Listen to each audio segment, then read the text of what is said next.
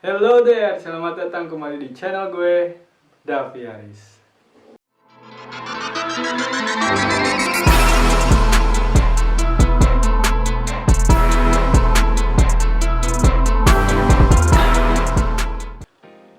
Oke, sekarang lagi pada masa-masanya anak SMA yang baru lulus, baru udah menerima keterangan bahwa mereka itu bisa melanjutkan ke perguruan tinggi maupun itu negeri atau swasta. Selamat kalian anak-anak SMA yang udah pada lulus. Dan di saat-saat seperti ini pasti kalian juga berpikir atau mempunyai keresahan yang sama kayak gue waktu pada zaman udah lulus SMA. Gue lulus di tahun 2017 dan di tahun itu sangat membingungkan untuk gue bahwa untuk kedepannya kita itu melanjut kemana sih? Mungkin ada yang mempunyai keinginan kuliah yang sekali tes itu masuk, atau mungkin kalian mempunyai keinginan di mana gampang untuk masuk PTN tersebut, gak mau banyak pesaing, terus pengen nanti prospek ke depan untuk masalah pekerjaannya bagus. Nah, di sini gue udah cari dari berbagai referensi yang ada di Google tentang jurusan yang dihindari tapi punya peluang gaji yang besar. Yang pertama, ada jurusan oceanografi. Oceanografi itu adalah ilmu yang mempelajari tentang laut dan segala fenomenanya. Pada oceanografi, cakupannya itu mengenai topik seperti organisme laut dan dinamika ekosistem, kemudian arus samudra, gelombang, dan dinamika cairan geofisika. Kemudian hal lain yang dipelajari oleh oceanografi adalah fenomena laut yang dapat diaplikasikan ke banyak bidang seperti rekayasa, lingkungan, bencana laut, perikanan, dan mitigasi bencana. Seperti yang kita tahu bahwa emang perilaku laut itu emang susah ditebak. Mungkin ada tiba-tiba pulau kecil yang tenggelam karena kenaikan permukaan laut, atau mungkin ada tiba-tiba badai, tiba-tiba tsunami, dan lain sebagainya. Itu di oceanografi bakal mempelajari tentang hal tersebut. Nah, untuk prospek kerja, kalau dari oceanografi ini, seperti yang kita tahu bahwa Indonesia itu memiliki luas laut 62% dari luas teritorialnya.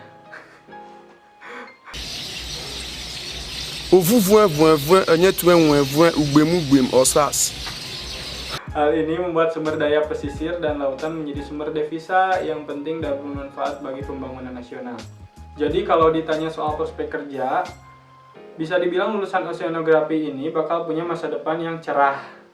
Lulusan oceanografi ini keahliannya sangat dibutuhkan oleh banyak industri, terutama jika industri tersebut mempunyai hubungan erat dengan laut. Berikut adalah prospek kerja dan profesi karir yang bisa dijajal oleh lulusan oceanografi. Yang pertama ada dunia riset sebagai peneliti seperti di BNPB, BMKG, Pusat Pengembangan dan Penerapan Geologi Kelautan, di Hidros TNI AL, Kementerian SDM, dan BPPT. Kemudian untuk dunia industri dengan profesi sebagai Metocean Engineer, Coastal Modeler, Offshore Navigator, sampai Field Engineer. Kemudian yang ketiga ada tenaga pengajar yang tentunya mengharuskan untuk menempuh jenjang akademik yang lebih tinggi. Seperti yang kita tahu kalau ingin menjadi pengajar, khususnya untuk menjadi dosen, kita harus menempuh dulu program S2 atau pasca sarjana, yang dimana jurusannya juga harus oceanografi, jadi jurusannya harus sama. Untuk gaji yang akan diterima oleh fresh graduate dari jurusan oceanografi ini bisa mencapai angka 10 juta rupiah. Selanjutnya yang kedua yaitu teknik biomedis. Jurusan teknik biomedis adalah gabungan dari teknik dengan ilmu medis atau kedokteran. Tujuan dari bidang ilmu ini adalah mengembangkan teknologi yang bisa bermanfaat untuk mempermudah proses diagnosis, pengobatan, rehabilitasi, serta penyembuhan pasien. Nah, untuk seorang sarjana teknik biomedis, selain bisa melakukan perawatan, pengukuran, dan kalibrasi peralatan di bidang medis di rumah sakit tentunya, tidak menutup kemungkinan untuk mengembangkan teknologi atau perangkat baru di bidang kesehatan. Kemudian, Para lulusan teknik biomedis ini memiliki peluang besar untuk bekerja di bidang kesehatan seperti lembaga layanan kesehatan, bidang industri, serta bidang pendidikan dengan tawaran gaji yang besar.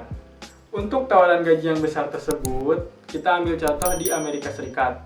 Di Amerika Serikat, seorang teknik biomedis memiliki gaji sekitar 62.700 US dollar atau sekitar 915 juta per bulan.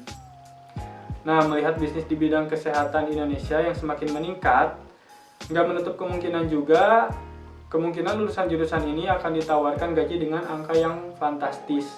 Apakah bisa sama dengan yang ada di Amerika Serikat ataupun beda dikit dengan yang ada di Amerika Serikat. Yang ketiga, jurusan aktuaria. Ilmu aktuaria yaitu ilmu yang mempelajari tentang asuransi, alias pengelolaan risiko keuangan di masa yang akan datang. Mahasiswa aktuaria nanti akan mendapatkan mata kuliah yang merupakan kombinasi antara ilmu tentang peluang, matematika, statistika, keuangan, dan pemrograman komputer. Tujuan akhirnya dari mahasiswa aktuaria ini nantinya mereka bisa menjadi ahli media asuransi yang punya keahlian praktis dalam bidang administrasi asuransi dan aktuaria, serta keahlian dalam profesi perencanaan keuangan personal. Nah, kebetulan pemerintah Indonesia juga sudah menerapkan peraturan yang mewajibkan di mana setiap perusahaan harus memiliki setidaknya satu aktuaria. Sedangkan ahli atau lulusan dari bidang ini masih sangat sedikit, yang membuat Indonesia saat ini sedang mengalami krisis aktuaria. Kalau kita mengambil jurusan ini sekarang, setelah lulus, nanti kita akan menjadi rebutan. Kenapa rebutan? Karena memang kalau kita mengambil jurusan ini sekarang, nanti ketika kita lulus 4 tahun atau 5 tahun ke depan, karena Indonesia sedang krisis aktuaria, kemudian di Indonesia juga menerapkan tentang setidaknya perusahaan harus mempunyai minimal satu aktuaria, maka peluang kerjanya pun akan tinggi. Jadi kalian gak usah cemas dengan jurusan ini, kalian sangat dibutuhkan kalau masuk jurusan ini. Nah, untuk masalah gaji, seorang aktuaria bisa digaji mencapai puluhan juta rupiah dalam 1 bulan. Yang keempat, ada peternakan. Di jurusan peternakan ini nanti kita mempelajari cara meningkatkan produktivitas dan mutu genetik di peternakan dengan menggunakan teknologi yang modern.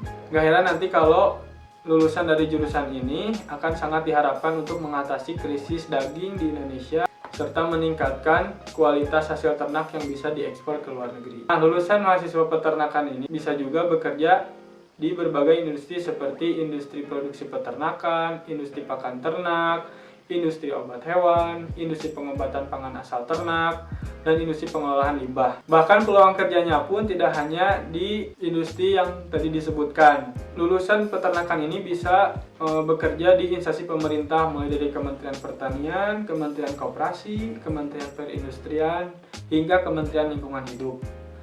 Gaji yang ditawarkan untuk fresh graduate sarjana lulusan peternakan ini biasanya di atas angka 5 juta rupiah setiap bulan.